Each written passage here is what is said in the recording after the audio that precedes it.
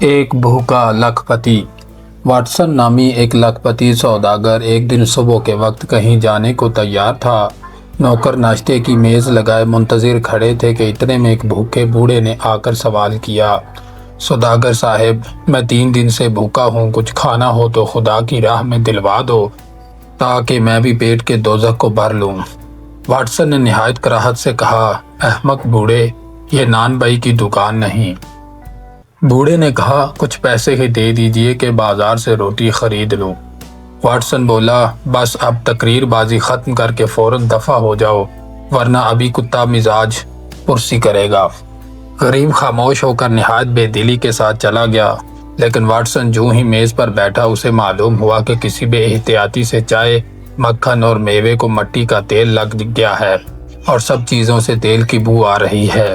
یہ کام کی جلدی میں فوراً اٹھ کھڑا ہوا اور نوکر کو 1 بجے کھانا لانے کی تاکید کر کے چلا گیا، لیکن 3 بج گئے اور نوکر نہ آیا۔ واٹسن بھوک سے بے تاب ہو رہا تھا کہ اس کے ایک معزز دوست نے آ کر کہا، آپ کا نوکر 1 بجے کھانا لے کر آ رہا تھا، اتفاقاً میری موٹر سے ٹکر لگ گئی، کھانا تو برتنوں سمیت گرا ہی تھا، افسوس نوکر کو بھی سخت چوٹ آئی، جسے میں اب شفا خانے پہنچا کر اپنے سامنے مرہم پٹی کرا آیا ہوں۔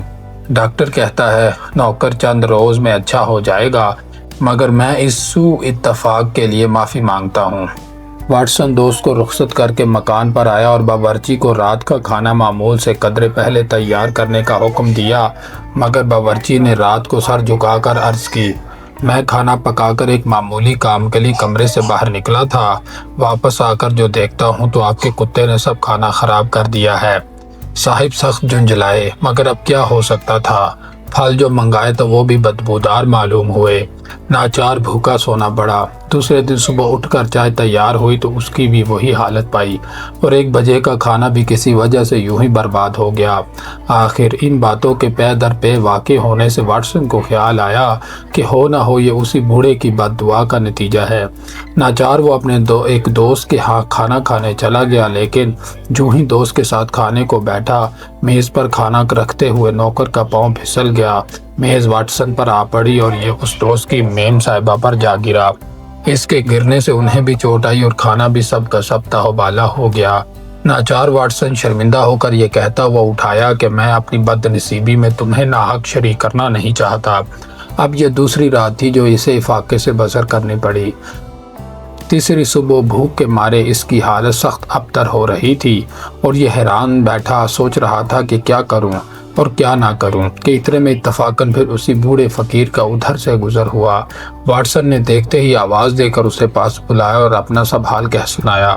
اس نے کہا، صاحب، بے شک تمہاری بے رخی دیکھ کر میں نے ہی پرسوں خدا سے دعا مانگی تھی کہ الہی، تیرا یہ دولت مند بندہ اس فاقے کی مصیبت کو بالکل نہیں جانتا جو تیرے بھوکے بندوں پر گزرتی ہے۔ اس کے بعد مجھے تو فوراً ایک جگہ سے کچھ رقم مل گئی، مگر ادھر خدا نے تمہیں بھی اس بے پرواہی کا مزہ چکھا دیا۔ خیر، اب تم چل کر میرے ساتھ کھانا کھاؤ، شاید خدا تمہارا قصور معاف کر دے۔